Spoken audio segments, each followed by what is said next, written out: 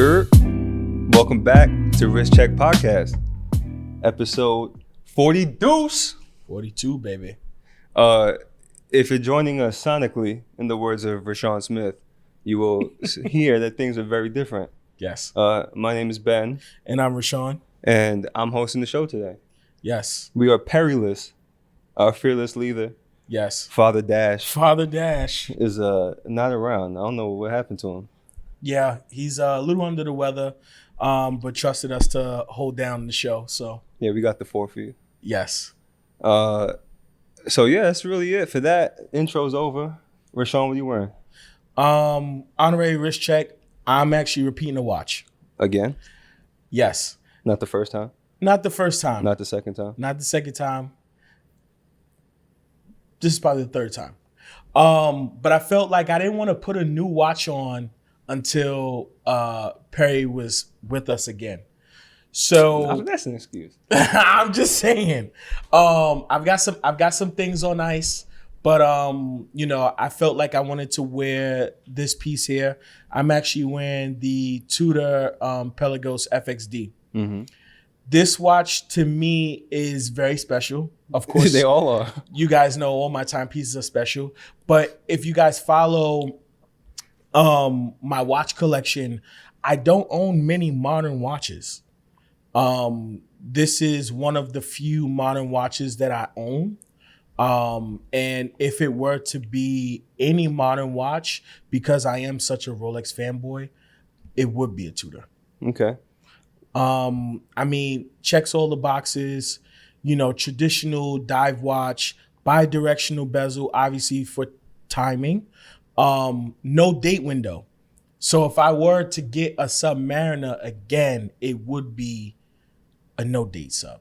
A no date? No date. No, you got to get a date because this doesn't have a date. I guess. Well, then to You that also point, don't own a modern watch with a date. you know what? So there you go. Wow. Yeah, actually, you're right. I actually don't own a modern watch with a date. What other modern watches do you have? I have this. I have Studio Underdog. Right. Of course, like Casios and G-Shocks. I think that's about it. Yeah, so you need a modern, quote-unquote, watch with a date. Okay. I'll take that into consideration. Yeah, that's a box that hasn't been checked yet. Yes. There you Fair go. to say. Fair to say. I'm wearing the OP, of course. Literally, I say it every episode, hard to take off, hard to not put on. It really has become my beater. Yeah. Also, I haven't worn the Omega in a long time. I just thought about that. Yeah, because that was tried and true. Facts. This might take the place of that. As always, you guys will see crazy B-roll of all the new scratches I put on this watch. Yeah. And there's a pretty bad one now that I added to the bracelet. So you'll look at it. I like that. Now it's really yours. Yeah, I dropped it off the table. Yes. Okay. So it hurt a little bit, but whatever, it's mine. You want to share the story about that? No. That's a Patreon. Stay tuned for that one. Yes. Subscribe to our Patreon, of course. Some exclusive content, some things worth paying for. Facts. So Rashawn came up with this crazy idea a couple episodes ago, and he's been talking about it nonstop. Yes. And it's been watch brand ambassador fantasy draft. Yes. So that's what we gonna hit y'all with to start. Yes. So we kind of came up with the idea a little bit like off camera. We were talking about it. I think it really stemmed from my joke about my Omega brand ambassador, which is really funny. And then I said, well, you know what? How about we do an episode based on that and kind of see if you guys agree or if you guys have any suggestions as far as who would be brand ambassadors for brands that we have mentioned or brands that we haven't. Mm-hmm. So, I mean, I could kick it off because we came up with this list and it's pretty funny. Yeah, there's going to be some disagreeables here. Yes, there'll definitely be some disagreeables. There'll definitely be some laughs and jokes. And there's going to be some explaining to do. There's going to be some explaining. We really wanted to have fun with this. And for it to actually correlate to just our lives, we have some some brand ambassadors here that are very near and dear to us, and we wanted to commemorate them. So, it was only right to have fun with it. All right, let's go. Start it off. What's the first brand? So first brand, of course, is my favorite brand, Rolex. Unanimously, I think we had decided on Roger Federer. Yeah, they did the job for us. Federer is a great ambassador. He's been with them for a long time. He seems like a good person. We don't know him personally, but we know he does a lot of good stuff out there. He definitely represents them well. He's always wearing a Rolex. Yes. His wife has some even crazier Rolexes. Yes. Which I'm sure is a perk of being married to Federer. Yes. But lo and behold, no need to change there. Federer is a guy for Rolex. I agree, 100%. I mean, he definitely represents the brand very well. When you think of the idea of, Rolex initial mission was to make, the most robust and reliable timepiece. And what other watch would you wear while you're swinging a racket and, smashing tennis balls, but a Rolex, Yeah, and also like it's been in their DNA since the beginning, right? Like their first ambassador was a woman named Mercedes Gleitz. Yes. She swam across the English Channel with a Rolex Oyster Perpetual on. Yes. So they can prove that it's waterproof. Yes. So yes. They are the first brand that technically have an ambassador. Yeah. Even though it wasn't known as that before. Very, very true. Moving on to our next brand, we were talking about AP. And of course, we know AP has so many different brand ambassadors, or at least silent brand ambassadors, or true fans of the brand and represent the brand very well. But Ben actually surprised me with this one, and it makes a lot of sense because it is so tasteful. And I was like, I agree with that 100%. You want to share? Idris Elba. Yes.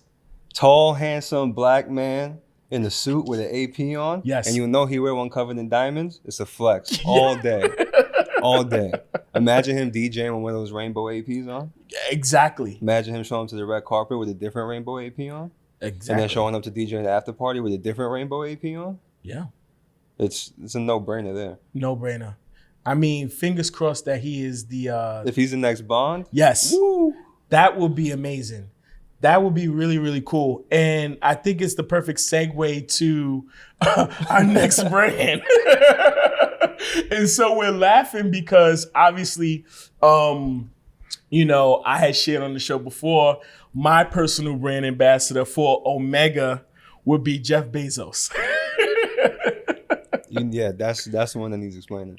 Of course, we know Bezos was wearing a custom Speedmaster for his SpaceX trip. But I think with, these really cool and unique timepieces that Omega has released, you're talking about minute repeating aventurine, Gold Speedmasters. I think, at $500,000, of course, there are a lot of 1%ers out there that, can own this piece, but why not have one of the 1%er? the 1%er represent your brand and wear that watch and champion it and trophy it as I don't know if Bezos is the guy who won't wear a Speedmaster though. Really? Yeah. Why not? Kind of leaves I don't want to say a bad taste in my mouth, but I think for lack of a better term, I always see Bezos wearing Speedmaster and be like, what are you doing? Okay, but so let me ask you. So is he not supposed to wear a watch? He can wear whatever he wants. The guy's worth hundreds of billions of dollars. Yeah. He can own whatever he wants. He can wear whatever he wants. I just don't think he adds any value to the watch. Okay. Or to the brand. Okay. But I'm not sure that there is a brand or in this space at least, that he could add value to by wearing it. I don't think anyone's going to say, yo, that's cool because Bezos has it. Well, I mean, not necessarily. Well, how I looked at it was not necessarily the cool factor. I think more of his, his idea of going to space and exploring what's out there. Yeah, but so many people have the same idea. Sure, but this guy put it into play. So what's my man's name? Virgin Mobile. Richard Branson. He did the same thing, and he wore a Speedy. Fair. They kind of have to. But I mean, he was a brand ambassador for Virgin cell phones. I mean, it's his company. It's his company. Yes, but that's what I'm saying. He's someone that can be his own brand too. Yeah, but Omega is not it for either of them. Is my whole point. Okay, fair. We'll agree to disagree. So moving along, we wanted to kind of go into Patek. Yeah. I think a lot of people will like this one. Yes. And it makes sense for it to kind of lead into Patek just because of, what Omega has been doing. And, our prediction is that Omega is like, we're done fighting with Rolex. Like, those kids, like, we're done playing with those kids. We want to go into the big leagues. We want to play with the big kids. Mm-hmm. And Patek is definitely that. They're definitely in the big leagues. And no other brand ambassador that we would choose but Jay-Z himself. I think Hove is arguably the biggest watch collector that we know of. But I mean, certainly in the hip hop community. Definitely in the hip hop community. Fair to say, yes, in the hip hop community and pop culture. I mean, he owns everything. He does everything with style and taste. And if you ever notice, he's kind of like the first to champion or pioneer a new brand. I mean, he was also the first of the Tiffany dial, Tiffany stamped 5711. Yeah, that's true. 8 days after they unveiled it, he was seen in public wearing one. Oh, of course. Being a Tiffany ambassador obviously helps, but I'm sure there's other people who could have gotten one. But he was the first one to wear it publicly. First one to wear it publicly. So he made that watch cool. Of course. I mean, rightfully so. And he does like you say, does everything with taste, super under the radar. Mm-hmm. And I think that kind of fits Patek's shtick. Was kind of like, obviously the big pieces out there, but there's some stuff where it's really, if you know, you know. Yes. And that's the epitome of what Jay-Z has been the last couple decades. Yeah. No, I agree. 100%. I think this also is like a perfect segue from moving on to Patek and going into a brand that is very prestige and I would have to say kind of channels the same energy as Patek in the master craftsmanship of gem setting and horology and just like things that are very I'd have to say heavily sought after when you think of Cartier. Mm-hmm. So when you think of Cartier, you think of the Crash, you think of, the fully pave pieces, the Panther,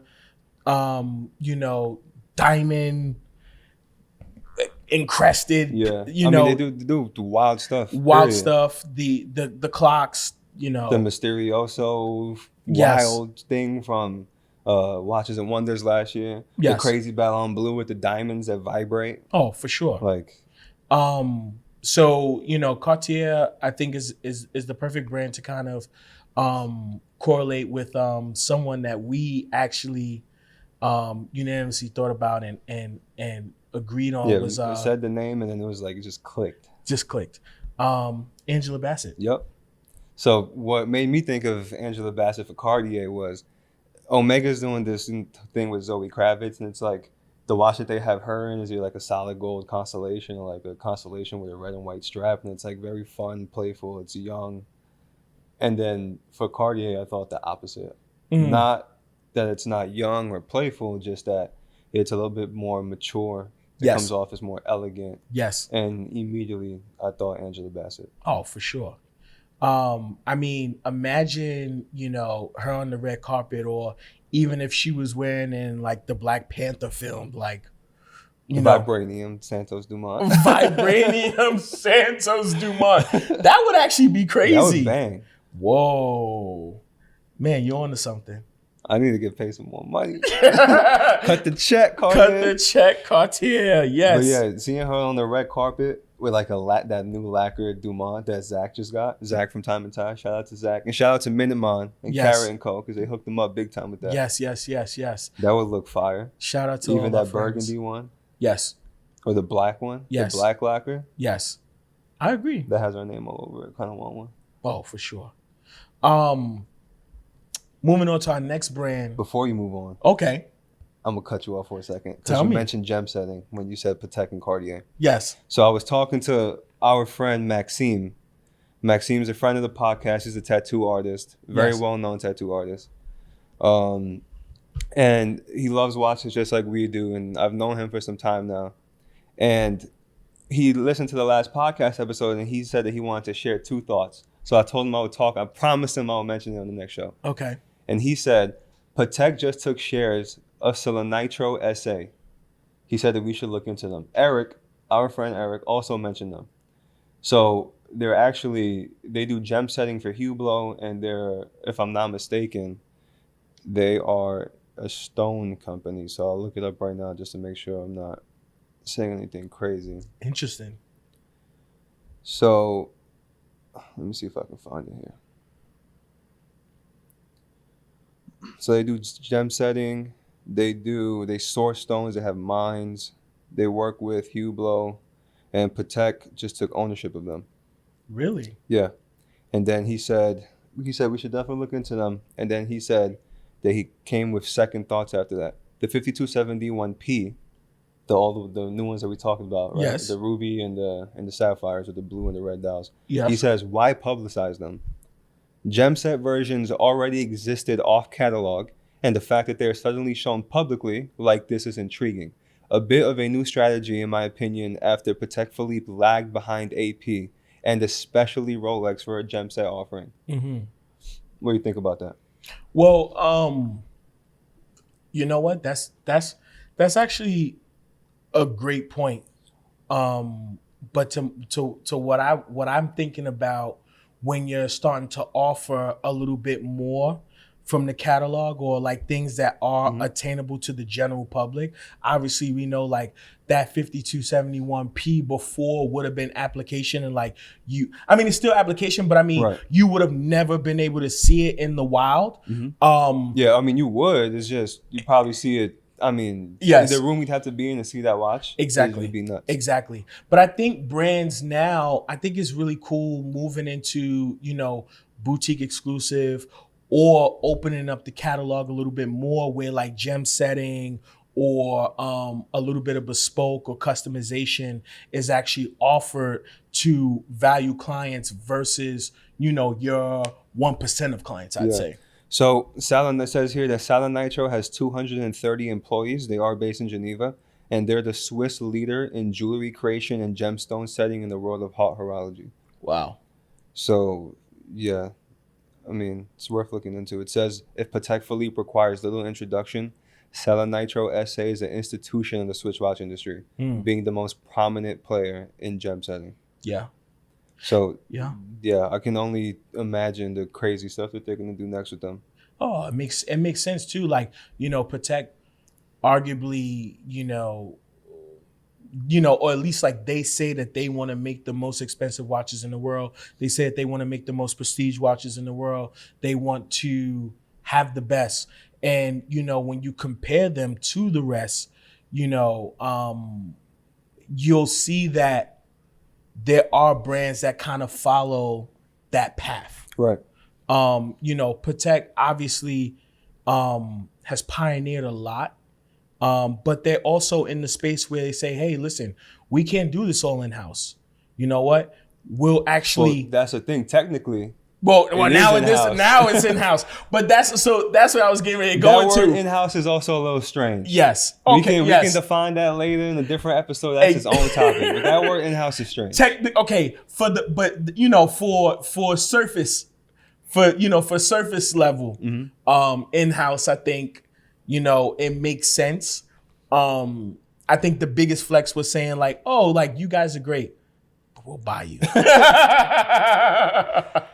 So after Maxime brought that point up, that second point that he made about them being off catalog and not publicizing them, I told him that I agree with it. And I said that no one really knew the other versions existed unless you were already in the know. Yes. And I said that I believe Patek Philippe wants to acquire a new target audience, regardless if that audience will ever actually acquire those pieces. Mm-hmm. But they still want the attention.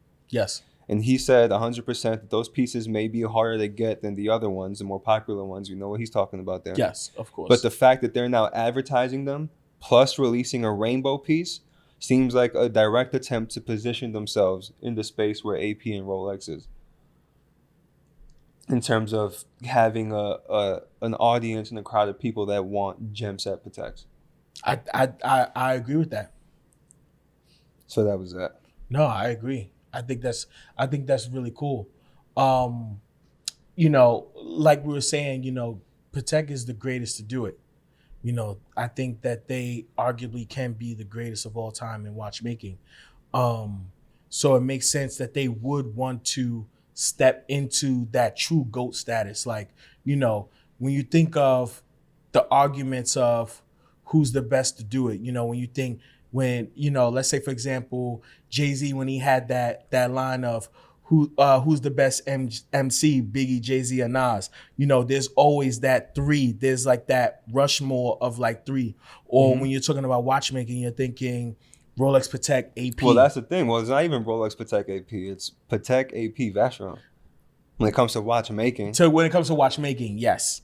Or at least I'll say, well, biggest watch brands. Sure. And I think it kind of leads to our next brand, and who I think is the greatest of all time to do what he's done in this space.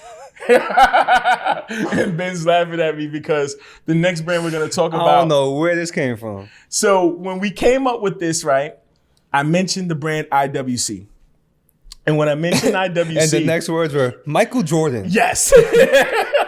So when I said, if there could be a brand ambassador for IWC, I would want it to be Michael Jordan. Why?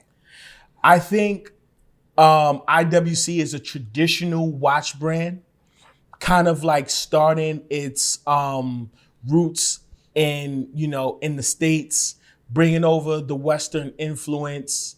Kind of gives me a bit of like that Michael Jordan like dream team, or let's say even like in the realm of like a Kobe Bryant when he went over to China, like those kind of things where you kind of like start here on like homeland and then take your influence and bring it over. You know, IWC, like we said, like in its space, is the greatest to do what they've done. When you're talking about, you know, aviation inspired timepieces, when you're talking about chronographs, when you're talking about, you know, even like, you know, their materials, the collaborations that they do, the partners that they work with, working with Formula One, and the Mercedes team. I mean, Mercedes is like the GOAT of, you know, car making. I mean, everybody wants a Mercedes, man. Sure. Like the thing is this: if you can't get a Ferrari or a Porsche, the next thing you get is a Mercedes. You're not getting a Mercedes. No, you're not. Yes, you have way more options out there. Well, okay. So please tell me, since we're going to deviate from watches. First of all, you went from Ferrari to Porsche, which me loving Porsches and Ferraris, I appreciate. Yes. But there's so many more things in the middle. Sure. Lamborghini, Aston Martin. Yes. I'll get an Aston Martin before I get a Lamborghini, to be honest. But okay, so because now we're deviating from watches and talking about cars, which is funny on the show and how we do that. But I feel like, let's say like Lamborghini, Aston Martin, those brands, Rolls Royce. But I'm saying, well, let's just say about those two, because Rolls Royce I think is very traditional and stays to their roots. Rolls Royce ain't making sports and hypercars, fine. Yes, but what I'm saying is that those two that we named are very contemporary, and they're like chameleons. They're able to change. So are you saying? Okay, I'm just trying to break this down real quick. Please. Your thought process. Are you saying IWC is a more contemporary brand? No. The opposite? I think they're the opposite of contemporary, but still find a way to change their identity. Sure, I can see that. Where, like you said, the use of materials and all that, sure. Yes. Bronze, titanium, ceramic. So the same thing goes for, let's say, like Mercedes. Mercedes, you know, if you take so the first car I ever owned was a Mercedes E320. Now you bragging. The first Rashawn car makes too much money every Oh day. gosh. 50 plus watches. His first car was a Benz. My first car was a Honda from 1998. It was from the early 2000s, so it was an old car. But, if you take a E320 today and then, you fast forward into 2022, obviously, on the outside, it may look a little bit different between, the shape, the contour. But it feels similar. Like, you can drive like an old Mercedes and it still feels new. I remember in that car, it had like this crazy center console and it controlled everything. And I'm like, man, this car is like 20 years old, like 24, 25 years old. And it is still like ahead of its time. You know what I mean? Yeah, sure. If that makes sense. No, I can see that. If I had to pick somebody for IWC, it would not be Michael Jordan. Oh. It would be someone who's probably the opposite. And I hope I don't offend you by saying this, but I don't think you're that athletic, Reggie.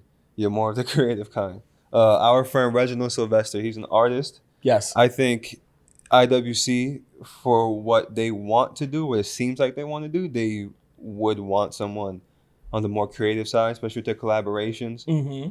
And Reggie, his artwork we'll obviously pop it up in the video, absolutely amazing. Yes. And I told him this when I first went to his studio. It's the first time, so I'm not that into art. That's not a secret. Sculptures, yes. I like things, which is still art, but yes, it's different. Art on canvas or on like a flat medium never really spoke to me. Yes. 3-dimensional art always did. Yes. There's something you can touch and feel. Yes. And when I first saw Reggie's art in his studio, that made me feel something. Yes. He has these series of paintings that he has that he designs these metal frames. Yes. He welds them together. He then takes sheets of rubber, puts it on the frame, stretches it out, and then cuts all these crazy shapes out of them so that none of the canvases look the same. Yes. And then just slaps them with whatever paint he decides. Yes. So he has this really big one that's covered. It's just all red paint. Yes. And he told me that, it takes months sometimes for him to finish a painting like that because the rubber, the way that it lays on the frame that he built, if he hangs it, it'll, obviously it'll create slack and it'll change over time. Yes. So one day the painting is like super like scarlet rich red, and then drying overnight and hanging, there's a bunch of spots of black in it from the rubber, and it's like it has a new life every single time. Yes. So he never knows when he's done doing something like that. That's amazing. And the hard thing for him is realizing, when is this finished? Yes. Like, when can I just let this go and be happy with it? Mm-hmm. And IWC, I think, would need someone like Reggie, preferably Reggie himself, yes, to design watches for them, or to maybe give them cues, because they do cool stuff. So like some of my favorite stuff that IWC has done is not even that crazy, but they just make things look cool.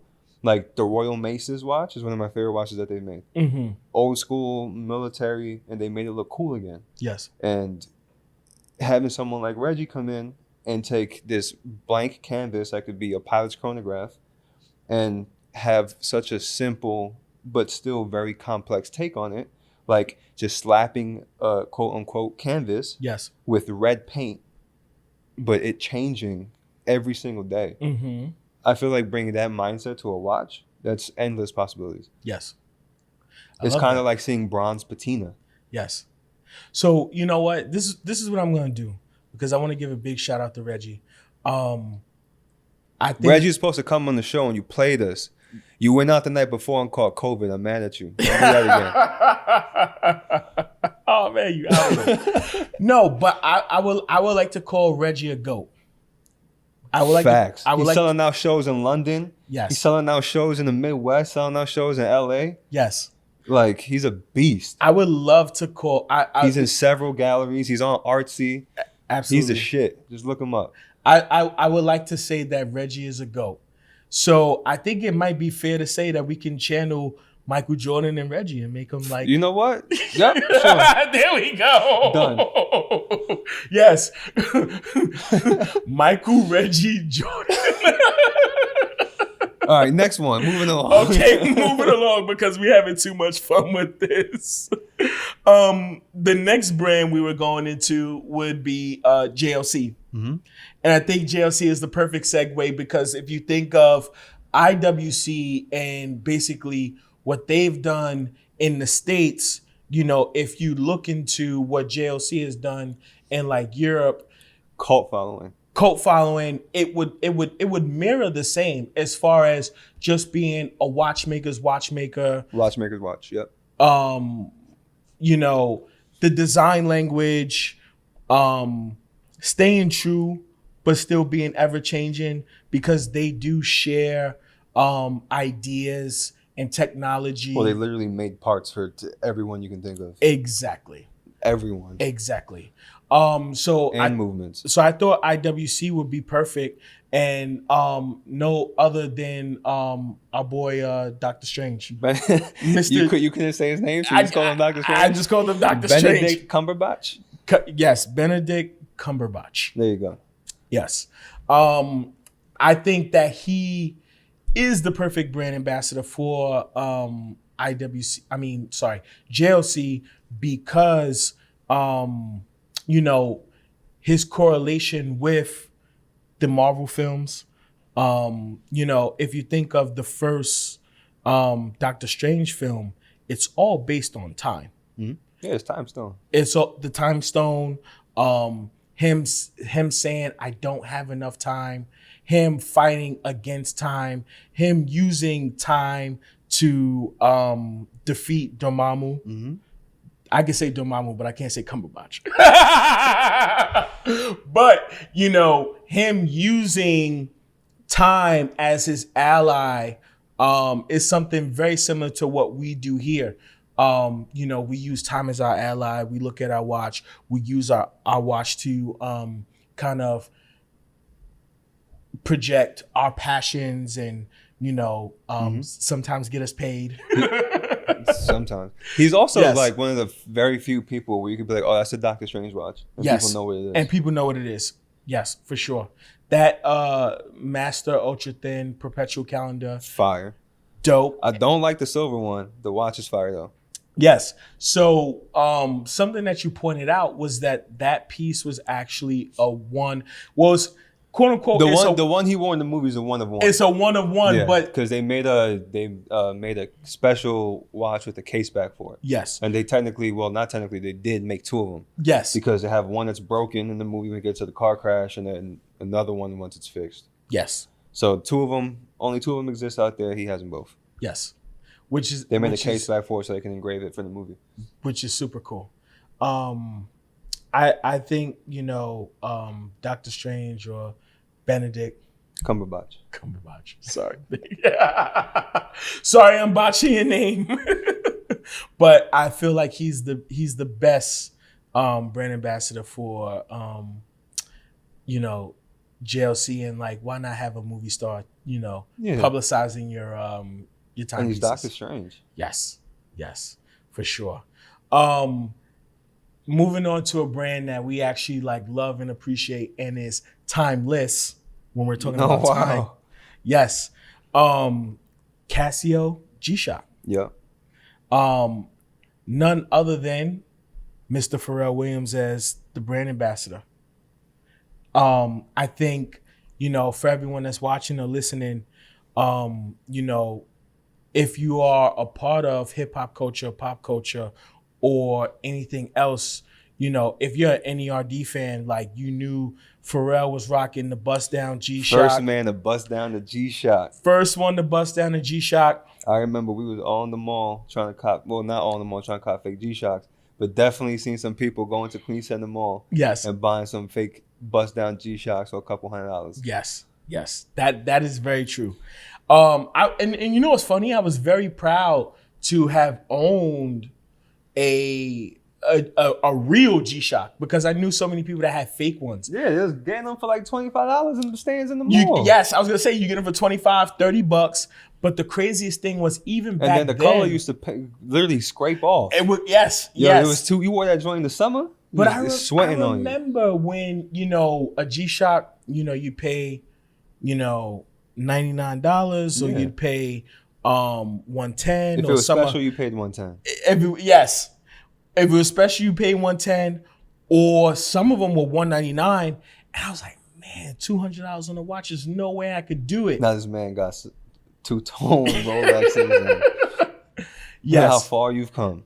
So far I've come, but I mean, still staying very true to my roots. And, we have some G-Shocks on the way. Woo! So when we said Pharrell, yes, literally right before we started filming, I was like, yo, hold on. Yes. I have a challenge to this. Yes. Lil Wayne. Woo! Tunchi also, big fan of the bust down G-Shock. Yes. Also had a Bape bust down G-Shock. A Bape, that's also too, like, when you think about it, I remember when I had a few G-Shocks, I didn't have money. You copped the $200 crystal joint from the mall? No. I used to trade a lot of clothes and sneakers, and I remember I found a way to trade up for a Bape G-Shock. It was like a red first camo. No, it wasn't camo. It was just like a matte red G-Shock, and then when you hit the light, it had just like the Bape head there, and I was like, yo, this thing is hot. You gotta find that again and buy it. I truly do. I have to surf eBay or the internet and kind of see what's out there. But I remember I did so much to get that watch. And you know what you traded for it? How many sneakers? Was it sneakers and clothing? It was definitely sneakers and clothing. How many pairs of shoes? Not that many. I know for sure, and funny talking about Pharrell, I know it was a few BBC t-shirts. Because I remember BBC t-shirts were... The Fox t-shirts? Or the ice cream cone? Oh, no, I remember. This was back in 2000... This might have been 2007. 2007... It was the Fox, but it was when Pharrell started going into the Space Beach, and it was these like Space Foxes, and it was like a badge of a Space Fox. Anybody who's a crazy BBC fan, you know exactly what I'm talking about. But insert image here. We gotta find the image. We're gonna put it there. But I remember trading all of my Space Beach collection for the Bape G-Shock. And some Air Max 95s. If it was, I regretted that because I want to keep my 95s. We were talking about 95s the other day. Yes. All right, what brand's next? Okay. So what do we have next? We've done JLC, IWC, G-Shock, Grand Seiko. Oh, this is an easy one. This is an easy one. Once I said Grand Seiko, we already knew. Shout out to Minute Mon. To the Minute Mon. Derek Mon. Yes. If there's at Carrot & Co. Shout out Carrot & Co. Shout out to Carrot & Co. If there's anyone to represent Grand Seiko, it is the Minute Mon. Yep. He hosted a GS9 event at Carrot & Co. Yes. Which is crazy. Joe Kirk was there too. They had some pretty prominent collectors in their community over there. Yeah, shout out to Joe. We saw him in Brooklyn. That you unfortunately couldn't attend, but me and Perry hung out with him for a little bit. I did miss. And every time he posts a video on YouTube or on like a short or reel or something about Grand Seiko, it bangs. Yes. And he's super happy talking about it. Oh, for sure. The Minute Mon loves a lot of watches. I don't think he likes anything more than Grand Seiko. For sure. He radiates happiness when he talks about them. Oh, absolutely. And like every time there's like a new one that comes out that's like limited edition or special, he has it. Oh, like yeah. He has to have it. Yes, for sure. One of his videos that he shared was, the blue stickers that are on the case backs of the Grand Seikos. And he said he went to the factory and he seen that there was a single gentleman that placed all the stickers on these timepieces. When I am presenting a Grand Seiko, That's the first thing I present. I say, hey, listen, you see all these specs, great, but imagine, that there's a single individual putting just a blue sticker on the case back. Yeah, I don't know if they could pay me enough for that, but shout out to that man. Shout out to that man, because I don't think they could pay any one of us. I mean, they probably could. Everything got a price. Let's stop playing. Okay. Putting stickers on the case back ain't that hard. Yes. But shout out to him. And to back up the facts, I always refer to Derek and just like, his passion for Grand Seiko, because, we do have a niche in the craft for, presenting timepieces and it is a part of our profession and what we've done. But, I still learn from passionate people. Like, that's the best place to learn from. Yes, for sure. So, thank you, Mr. Minimum. Shout out to Minimum. We got some things in the works with him too. Yes, sir. You'll see him on the show soon. Yes, sir. And we hope that, you guys are learning from Rich Chick Pod too. So there you go. There we go. Moving on to our next brand. Let's see what we have here. Breitling. This is a funny story too. Because if you guys have been following us for some time, we had the Honorable Kelly Yak on our show.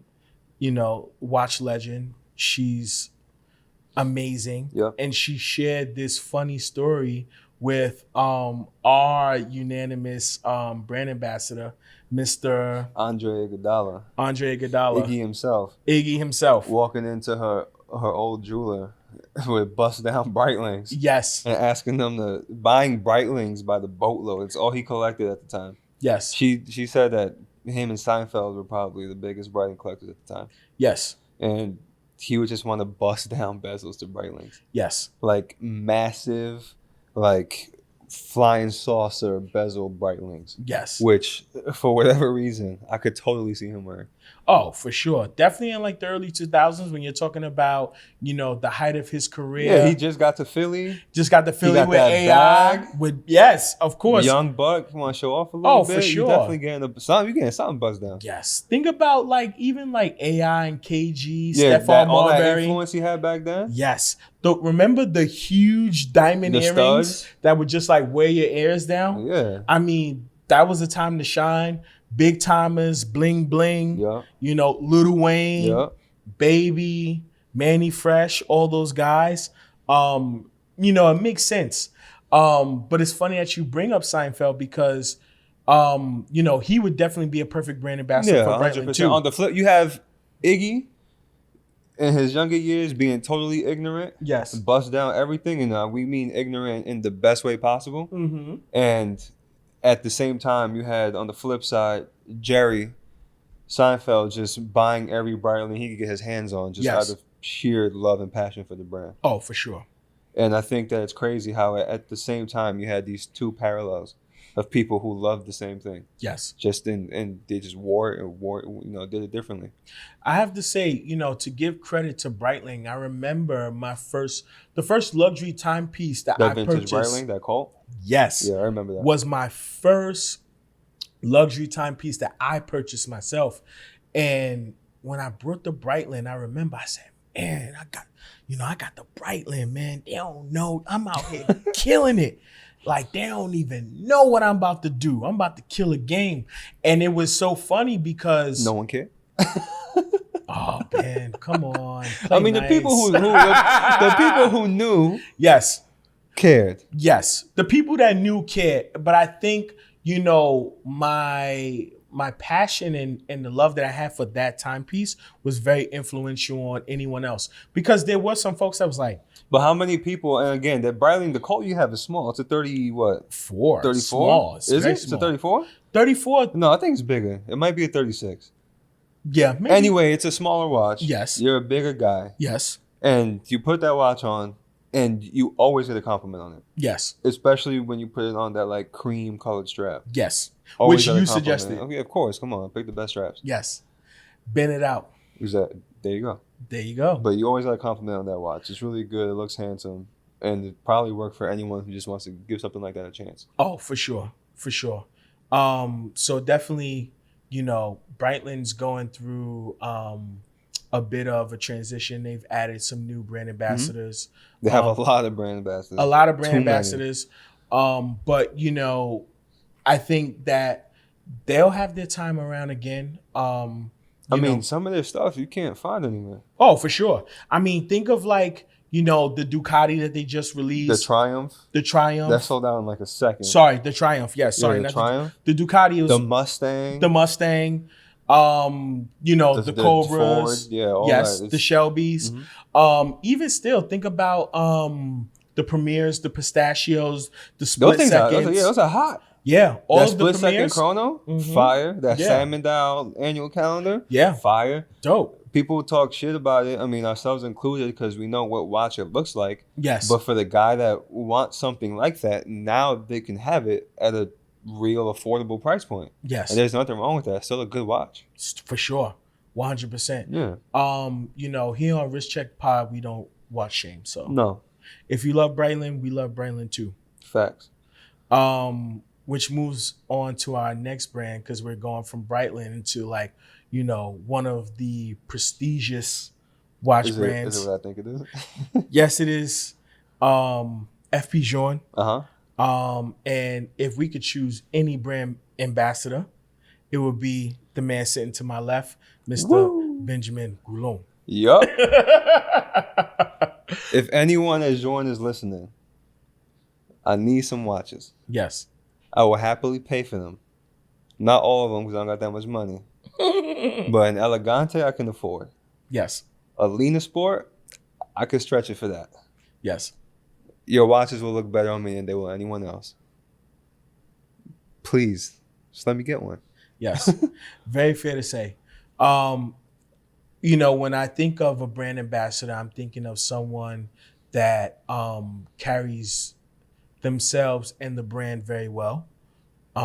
Someone that is charismatic and has a bit of an edge to them.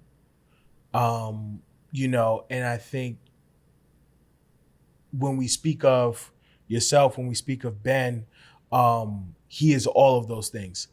And a lot of things that we probably forget to mention about you. I think you are someone that is a chameleon, someone that can just like, you can wear a men's watch, a women's watch, you can wear a colorful one, you can wear one with diamonds, you can wear one without, you can wear a small watch, you can wear a big watch. Like, you have that edge and that confidence about you that kind of would make the perfect brand ambassador for any brand. But because you're so passionate about this one, Journe, cut the check. So before I start blushing on the couch, I just want to explain the love for Journe and how it happens. It's pretty recent. Yes. It's only happened in the last year and a half or so. And I always knew about the brand, but I've never seen one in person. I've never tried one on. So I always looked at it as it's just a watch that aesthetically I like. And then when I met Eric, me and him got friendly really fast because we connected on a lot of things. And we started hanging out a little bit more. And then one day I see him and he's wearing his Journe. Yes. And I was like, take that off, I need to try it on. Yes. And he was like, you know about Journe? And then right there it clicked. It was a whole new level of like our friendship. He started sending me Journes. He's been into independent watches. He's been into watches for a long time. Oh, for sure. He's been into indies especially for probably longer than the more mainstream stuff. Yes. He has a lot of Pateks. Doesn't really care about Rolex. He has a few that are like essential to a collection.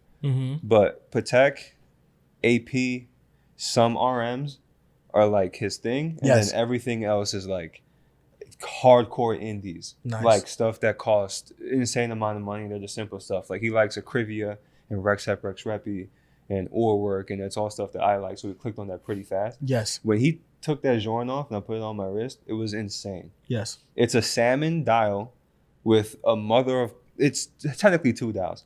Where the numerals are, that like outer dial towards the very edge of the watch is mother of pearl. The inside is salmon. Yes. And I put it on and I'm like, I got the same feeling when I put that watch on as when I put on the Patek. Yes. And I was like, I'd have to have one. Oh, for sure. Like, I have to have one. The first Patek I ever tried on was a 5205R. And I was like, I have to have a Patek in my Love life. a 5205. I have to have a Patek. Yes. And I felt the same thing with the Journe. And as a matter of fact, I felt it even more with the Journe because I think the Journes are aesthetically cooler than Pateks. Yes. If I'll say this 100 times, if Patek is the Rolls Royce of watches, everything just has to be perfect.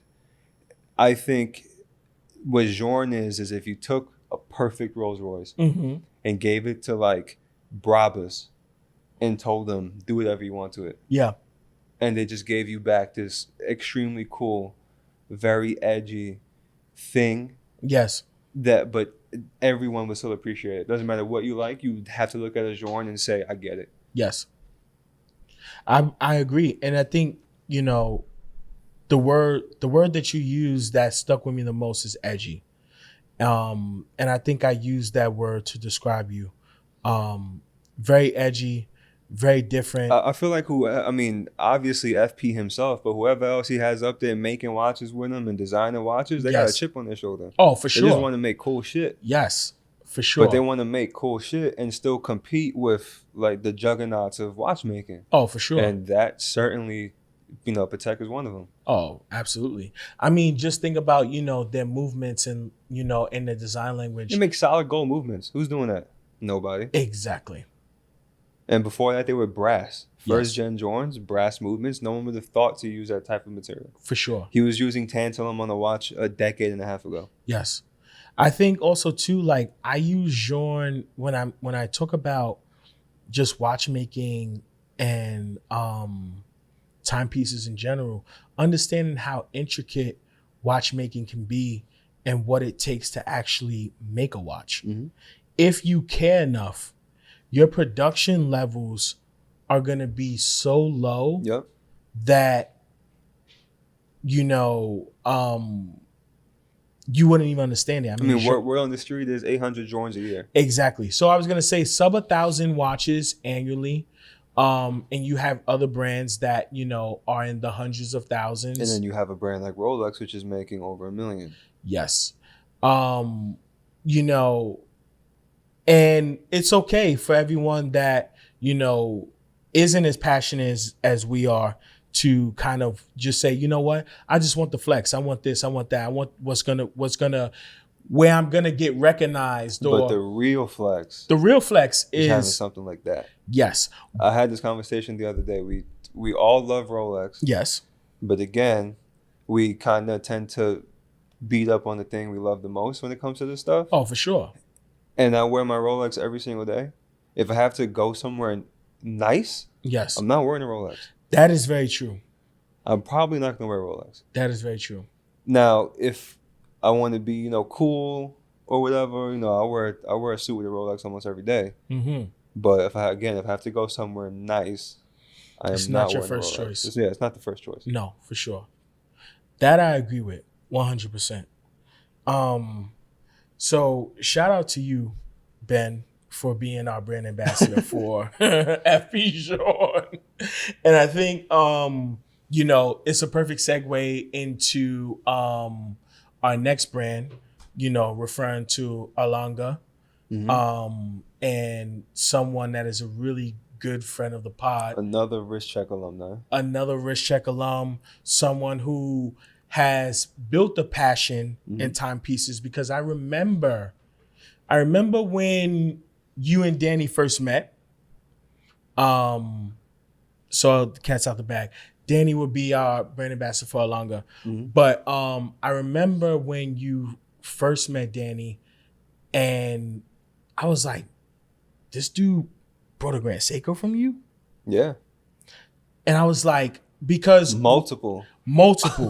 But when you think of Danny's someone who's very in tune and has his finger on the pulse of culture. Yep. And he is the culture. And when you look at the culture doesn't gravitate to a brand like Grand Seiko. The culture doesn't gravitate to a brand like Langa. Nope. But him being of the culture and being very appropriate him being a staple in the culture and him, giving so much to the culture, he's able to take his information and spread it like wildfire. Because he has good taste.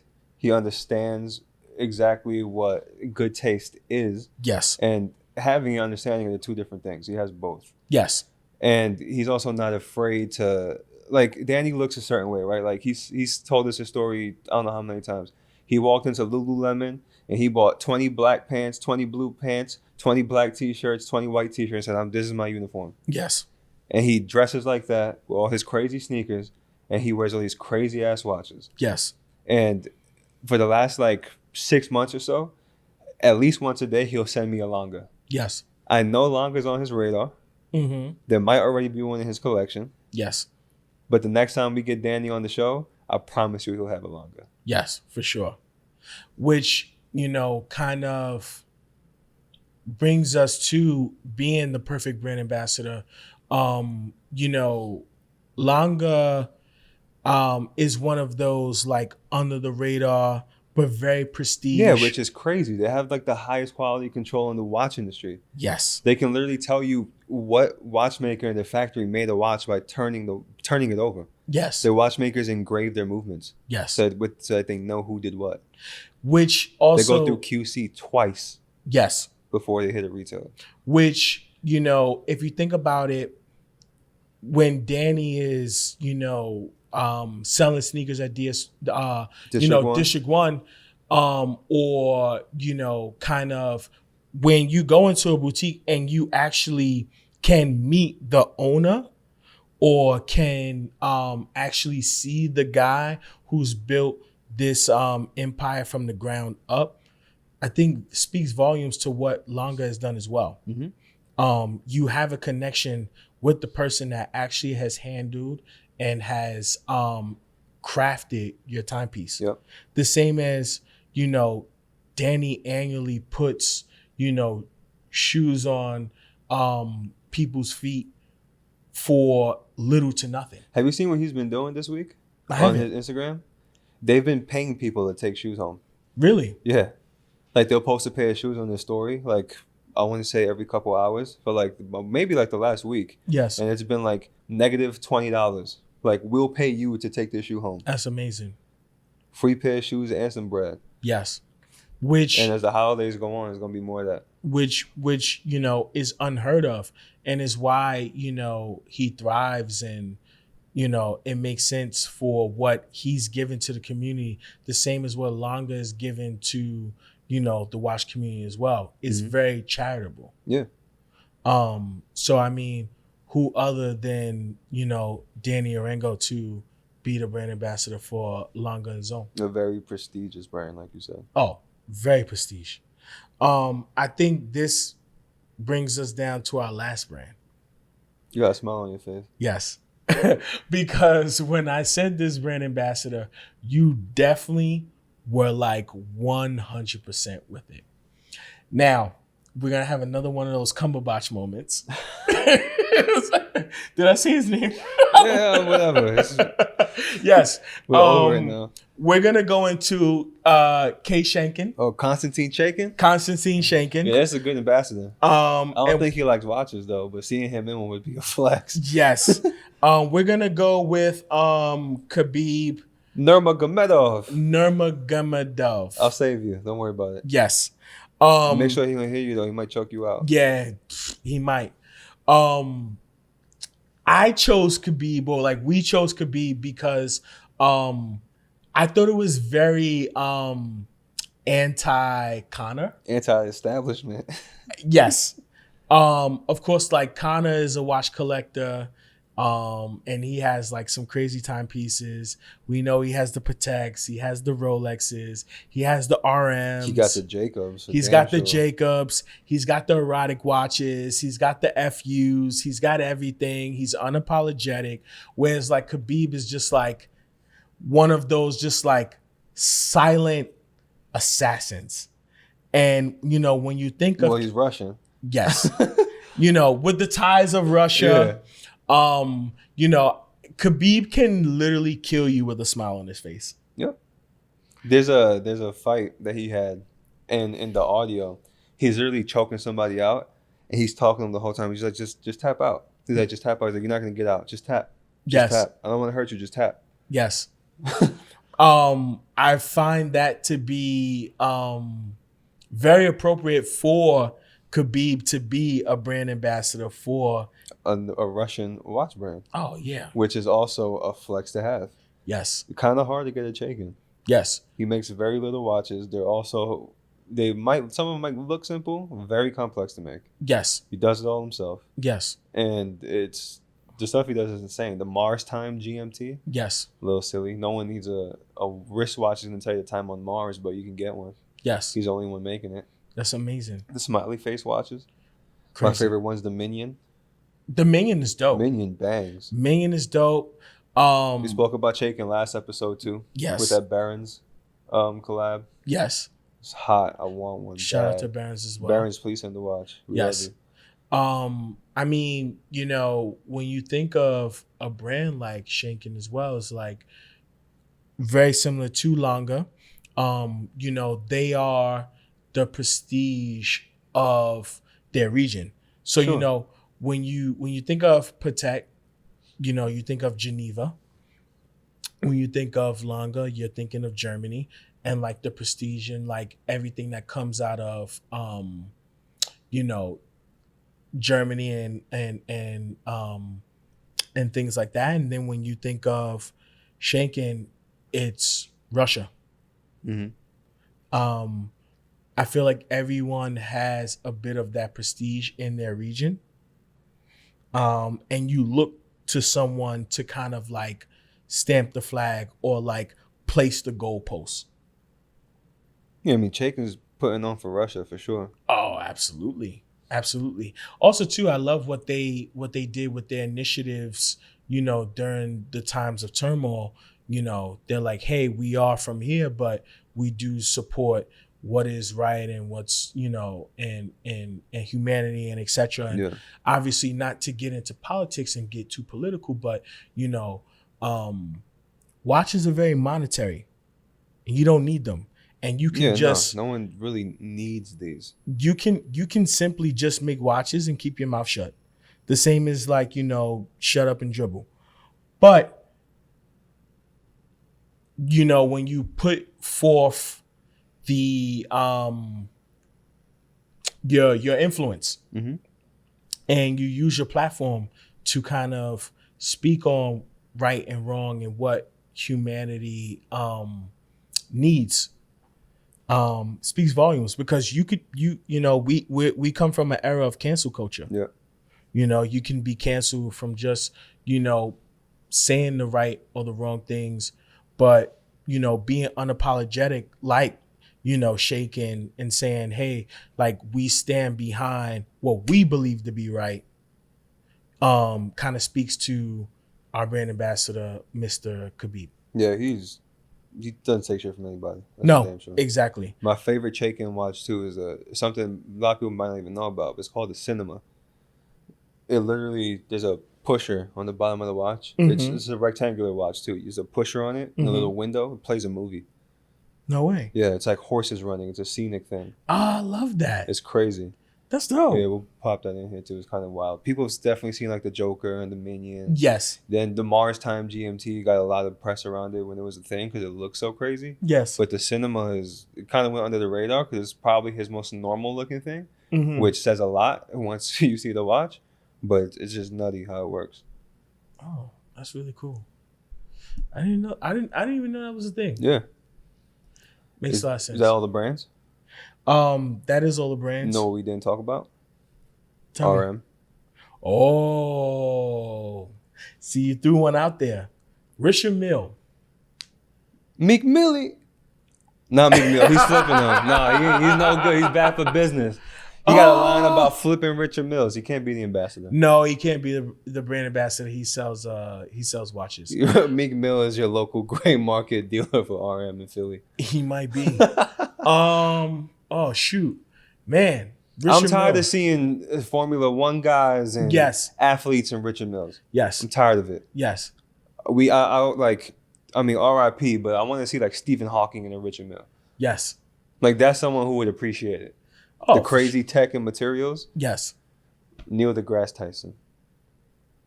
Richard Mille ambassador. Take an arm to space. Yeah. That'd be dope. That's what I'm saying. RM hasn't gone to space yet. No. See, look. I'm going to be the first one to take an RM to space now. Put me on Blue Origin with an RM. Listen, we said it first. There's a couple of things that we said first. That came true. So I don't know. Rolex making a titanium dive watch is one of them. Yes. And it being almost 30 grams is another one. Yes. That's very true. A Tudor Ranger being a thing. We called that. Yes. You know what we need right here? We just need like a crystal ball. Yes. A genie in a lamp. I mean, this episode was really fun. I think that kind of wraps things up. If you had to make a watch, what would it be? Oh, man. If I had to make a watch, I'm going to go with my number one brand. I'm going to go with Rolex. You'd make a Rolex? I would make a Rolex. Okay, how would you design it? What would it be? I think I would make it all black. Okay. Something that they've never done. DLC Rolex? Ceramic. Okay. Bracelet for sure. Okay. What model would it be? I think I would bring back an oyster quartz. Okay, ceramic oyster quartz. Ceramic oyster quartz. I wouldn't care if it were to be a quartz movement or were to be automatic. But that should be quartz. We could keep it quartz. It should be quartz. So we'll keep it quartz. The reason why I would say ceramic oyster quartz is because 70s design is my design language. Mm-hmm. It's my favorite era in watchmaking because it was very design driven. Technology wasn't there. Well, a bit when you introduce quartz, of course, but I mean, I think for sure, design, integrated bracelet, Gerald Genta, all those kind of things. I'm going to say for sure 70s, and it will be oyster quartz. Okay. I want to be selfish and say I designed the Jordan, but I said that for the Sotheby's episode, so I'm not going to say it again.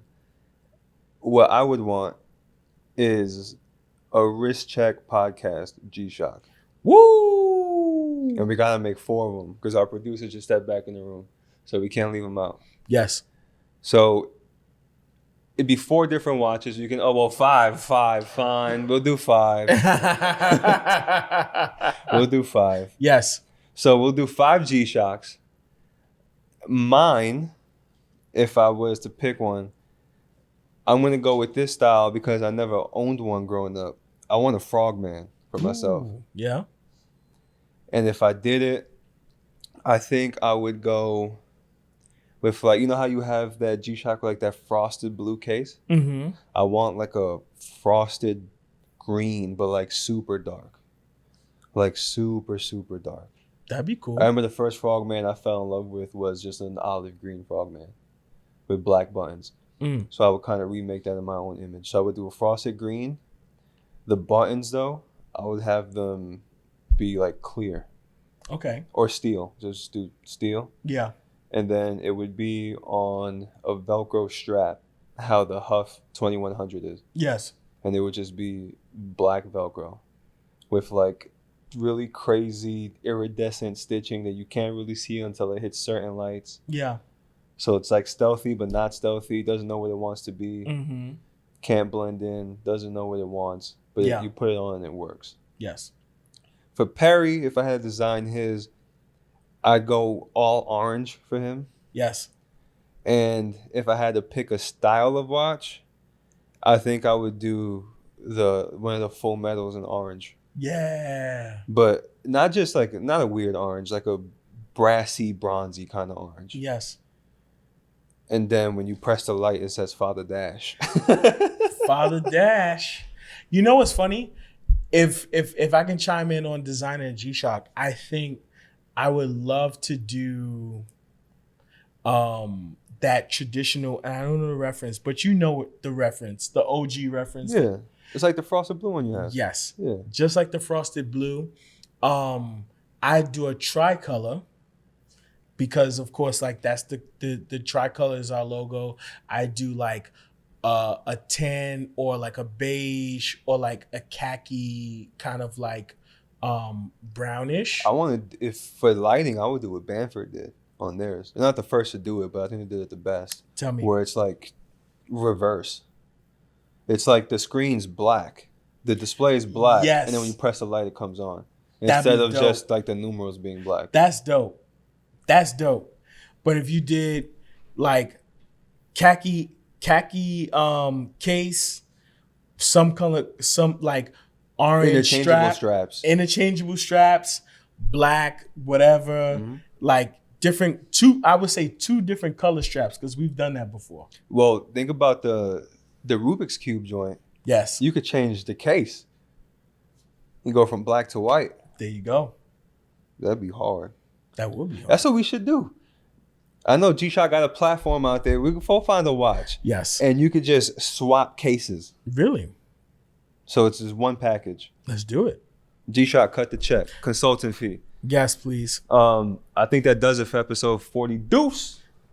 Follow us on all the platforms. TikTok for the children. Spotify with video. Yes. YouTube. Instagram at Wrist Check Podcast. Yes. What am I missing?